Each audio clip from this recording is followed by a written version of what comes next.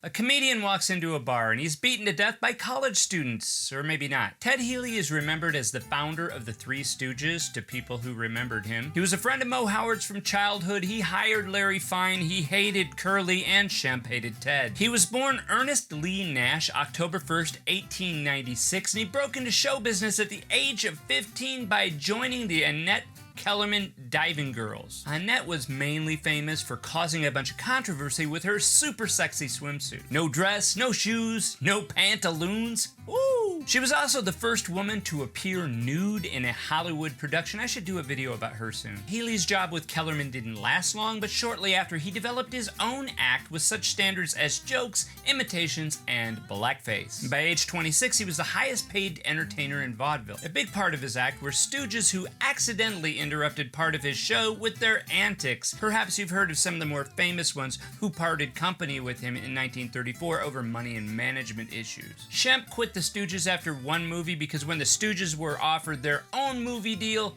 Healy blocked it. Healy had a reputation as kind of a jerk. Mo, Larry, and the new stooge Curly went on to make movies while Healy worked on a career of his own. On Sunday, December 19, 1937, Healy was 41 years old. He was rich. He was married for the second time to his second Betty, and by Betty I don't mean that as a term for a hot girl.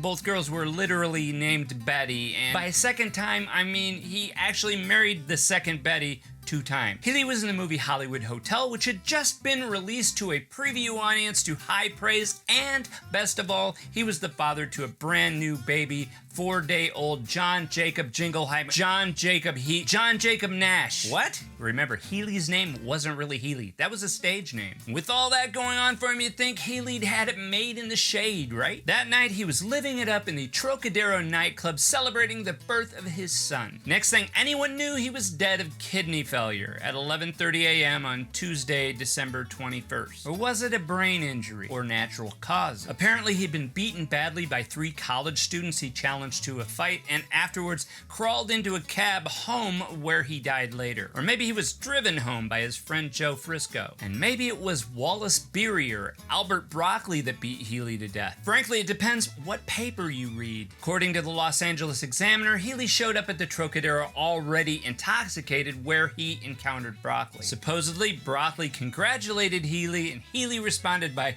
punching him in the nose. And later, according to a witness, Healy was bothering a table of 2 men and 2 women. One of the men challenged him to go outside. They did, and when he returned, the man bragged about taking a poke at Healy. The Examiner described this man as a well-known Hollywood figure. That Hollywood figure said he'd just knocked Healy down, but some other guy was giving him a whale of a beating. Apparently, sometime later, Healy showed up by cab at a place called Ray Haller's 7 Seas, where he borrowed $50, which sounds weird, but remember, there were no ATMs back then. Then at 2:15 a.m., he showed up at the Brown Derby, where he encountered Joseph Stone, Jack Antler, and Joe Frisco, and those 3 men took him to the Hollywood Plaza to meet a doctor. It said his sister Marcia joined them at the plaza and then followed them to Healy's home after the doctor stitched up his injuries. That following Monday, Healy's condition deteriorated into convulsions and delirium. 2 doctors were called who treated him, but he still slipped into a coma. And then he died at 11:30 a.m. on December 21st. He was 41 years old, rich, married for the second time to his second Betty. He had a successful Hollywood movie coming out, and he had a brand new baby boy who hadn't even been brought home from the hospital yet. Or so that story goes. According to a book called The Fixers by E.J. Fleming, Healy was broke, his career was over, and he drank every day. And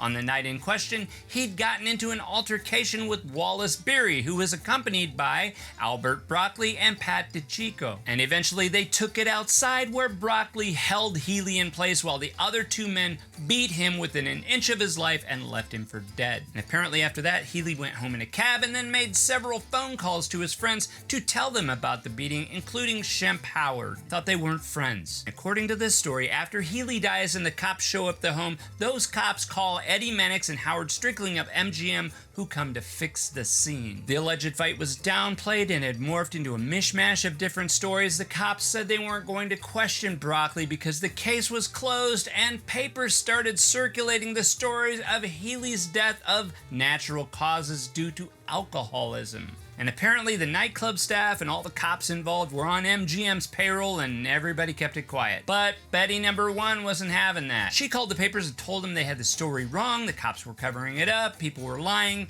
Mannix shut her up by canceling her contract and making sure she never worked as an actress again. Now it's starting to sound plausible. But the Fixer story can't be right because so many papers reported that Healy didn't know who beat him. Plus, the sources are kind of questionable. Plus, the Trocadero is a very popular club with lots of popular clients and paparazzi. Something like this happening there would have been very hard to cover up. And Healy's career wasn't over. He was in a current successful movie, but then newspaper stories aren't always right. And having a successful career doesn't mean you're a good money manager. You know, Betty never worked as an actress again. Something's really weird here. MGM's initial statement said Healy died of a heart attack, but the autopsy said acute alcoholic nephritis and no apparent injury to the head and skull, despite pictures of really nasty injuries to his head and skull. Healy's own doctor, Wyatt Lamont, refused to sign the death certificate because he didn't agree with their listed cause of death. And Broccoli's story changed practically every time he told it. Supposedly, Healy's widow was left with a stack of unpaid bills and a hospital tab and no money to take care of it. And while she was in that hospital, her home was robbed of everything valuable. So, who knows? What do you think? Here's a weird thing. Mannix was one of Healy's pallbearers. Thanks for watching. Don't forget to enjoy the journey.